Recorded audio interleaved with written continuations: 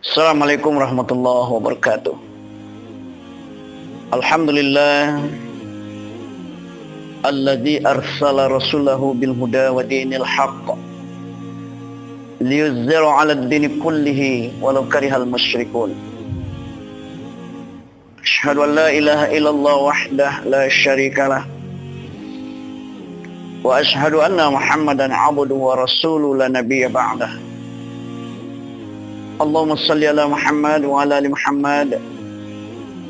Allahumma rabbi israh li sadri wa yassir li amri wahlul 'uqdatam min lisani yafqahu qawli.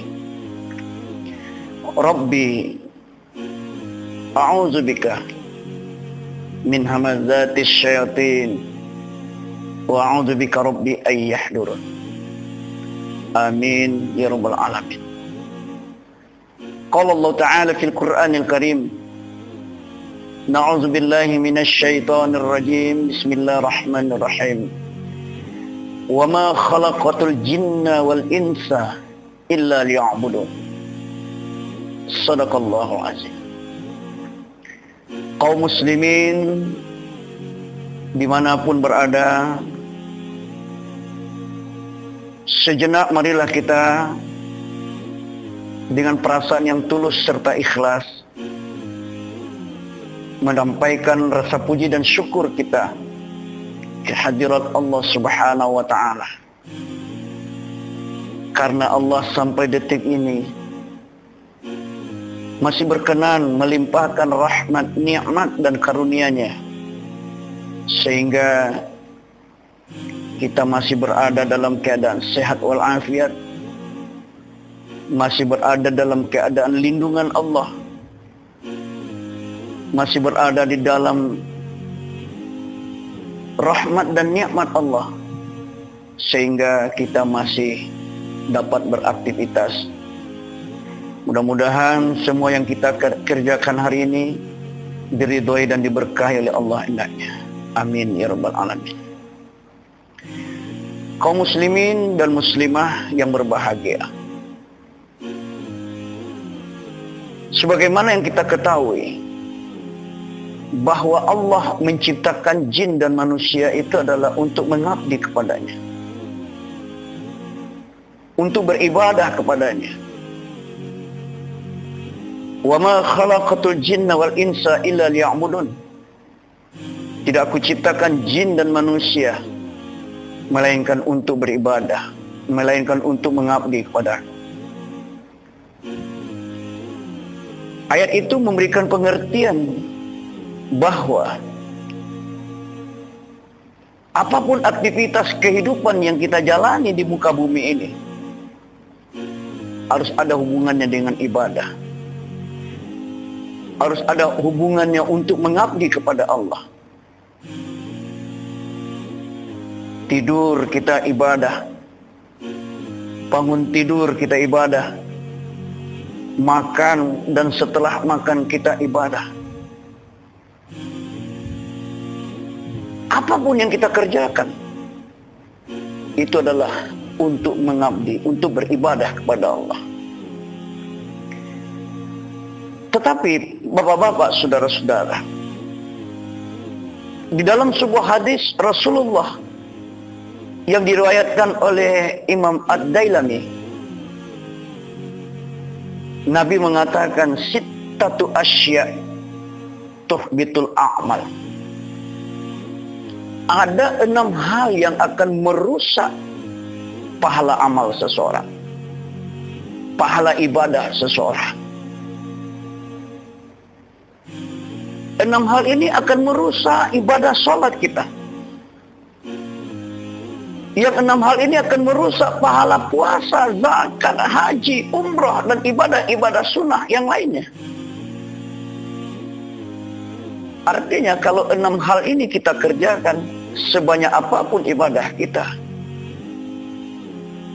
dia tidak akan ada nilainya di sisi Allah. Yang 6 hal itu adalah, yang pertama, al-istighal bi'uyubil khalqi, mencari-cari kesalahan orang lain. Sehebat apapun ibadah kita, sebanyak apapun ibadah kita, kalau kita masih mengerjakan perbuatan suka mencari kesalahan-kesalahan orang lain, maka ibadah kita itu tidak ada nilainya di sisi Allah. Banyak kita lihat di dalam kehidupan sehari-hari, ada orang habis waktunya sibuk dia mencari kesalahan orang, sementara dia tidak bisa dan tidak punya waktu untuk mencari kesalahannya. Di dalam Al-Quran surah Al-Hujurat, Allah berfirman, Ya ayyuhallazina amanu ijtanibu katsiran minadh-dhann inna ba'dadh-dhanni ismun wa la tajassasu wa la yaqtab ba'dukum ba'da ayuhibbu ahadukum ay ya'kula lahma akhi maita fakharitumu. Wahai orang-orang yang beriman, jauhilah oleh kamu kebanyakan daripada berprasangka, karena sebagian daripada prasangka itu adalah dosa. Dan jangan kamu mencari-cari kesalahan orang lain, dan jangan ada sebahagian kamu menggunjingkan sebahagian yang lainnya.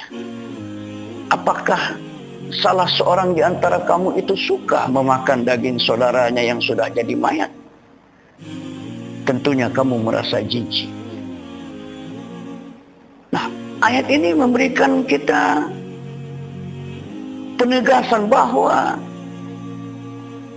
sifat mencari-cari kesalahan orang lain itu berawal dari rasa curiga, rasa prasangka yang buruk kepada orang.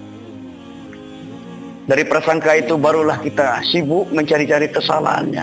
Akhirnya menjurus kepada gibah, gunjing. Kita sebarkan kemana-mana kesalahan orang lain itu. Ini menjurus kepada gunjing. Allah juga melarang, wala yaktab ba'dukum ba'da ayuhibbu ahadukum ay ya'kula lahma akhi maita fakharitumu. Jangan ada sebagian kamu itu menggunjingkan sebagian yang lainnya. Apakah kamu suka memakan daging saudaramu yang sudah mati, yang sudah jadi mayat? Tentunya kamu merasa jijik. Nah, oleh karena itu, kalau kita memang ingin beribadah kepada Allah, ingin mengabdi kepada Allah, ayo kita tinggalkan sifat untuk mencari-cari kesalahan orang lain. Manusia yang baik itu adalah orang yang melupakan kesalahan orang lain, tapi dia sibuk mencari kesalahannya sendiri. Yang kedua, kata Rasulullah, yang akan merusak pahala ibadah kita itu adalah waqaswatul qalbi, hati yang keras.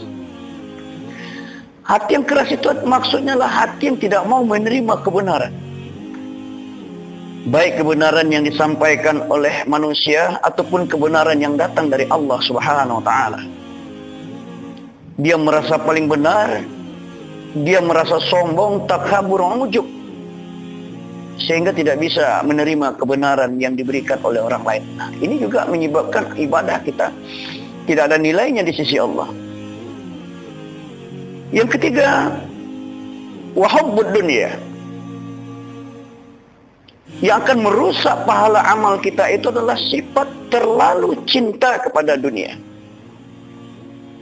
Nah, mencintai dunia itu dibolehkan dalam Islam. Malah Rasulullah dalam hadis beliau mengatakan, i'mal lidunyaka ka'annaka ta'ishu abadah wa amal akhiratika ka'annaka tamutu ghadah.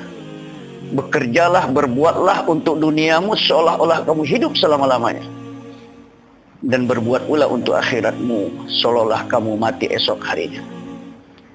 Nah, maksud dari hadis itu adalah bahwa kita sebagai manusia hamba Allah harus menseimbangkan antara dunia dan akhirat.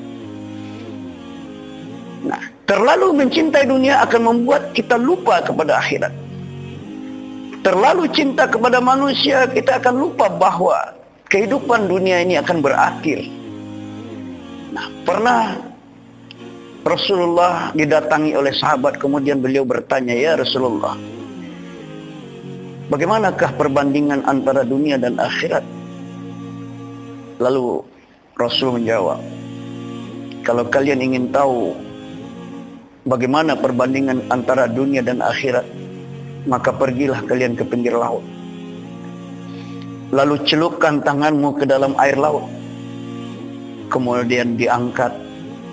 Air yang menetes dari jemari tanganmu itu, itulah dunia. Sementara air laut yang banyak itu, itulah akhirat. Kaum muslimin rahimakumullah.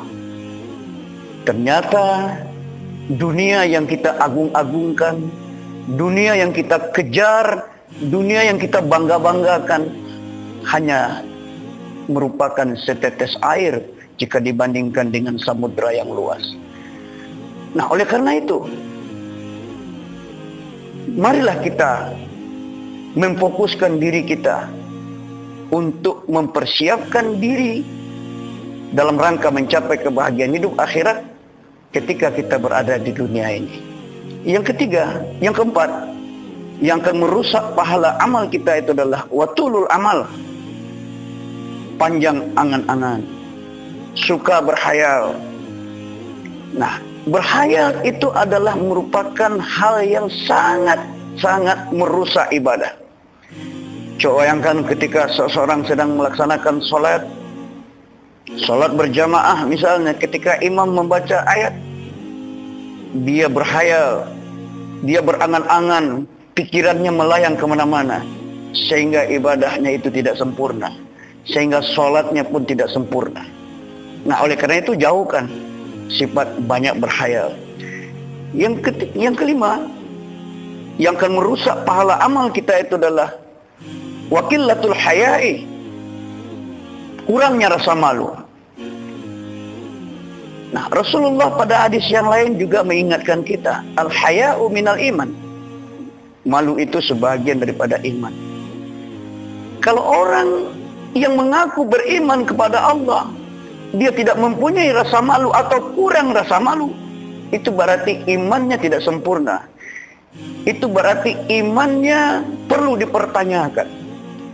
Nah, orang yang beribadah dalam keadaan iman tidak sempurna, jelas ibadahnya tidak akan diterima oleh Allah. Nah, kini kita lihat banyak indikasi-indikasi yang menunjukkan bahwa umat Islam itu sebagian kurangnya rasa malu. Kita lihat cara berpakaian. Banyak perempuan-perempuan muslimah hari ini berpakaian tetapi mempertontonkan auratnya. Sudah jelas batas aurat itu dari ujung rambut sampai ujung kaki bagi perempuan, kecuali muka dan telapak tangan. Tapi hari ini kita lihat perempuan-perempuan yang mengaku beragama Islam berpakaian tapi mempertontonkan auratnya. Kenapa ini terjadi? Itu disebabkan karena kurangnya rasa malu. Nah, orang-orang yang demikian ketika dia beribadah, itu ibadahnya tidak ada nilainya di sisi Allah. Kemudian yang terakhir, yang keenam, yang akan merusak pahala amal kita itu adalah wazalimul la yantahi, perbuatan zalim yang berkepanjangan, melakukan kejahatan, melakukan perbuatan-perbuatan zalim yang berkepanjangan. Zalim kepada Allah, yaitu melalaikan perintah Allah. Zalim kepada manusia, menyakiti tubuh manusia, menyakiti hati manusia. Dan zalim kepada diri sendiri, itu juga tidak dibenarkan di dalam Islam. Nah, oleh karena itu, kaum muslimin dan muslimah dimanapun berada, melalui ceramah yang singkat ini, saya menghimbau supaya kita menjauhi 6 hal yang akan merusak pahala amal kita atau menghapus pahala ibadah kita. Percuma kita beribadah kalau 6 hal ini atau salah satu dari yang 6 ini kita lakukan, maka menyebabkan ibadah kita tidak ada nilainya di sisi Allah. Kenapa ibadah-ibadah yang kita kerjakan selama ini tidak berkesan? Coba introspeksi. Mungkin salah satu dari yang 6 ini mungkin kita kerjakan. Oleh karena itu, mari kita basmi 6 virus yang akan merusak ibadah kita ini. Mudah-mudahan bermanfaat. Banyak maaf. Billahi taufiq wal hidayah. Assalamualaikum warahmatullahi wabarakatuh.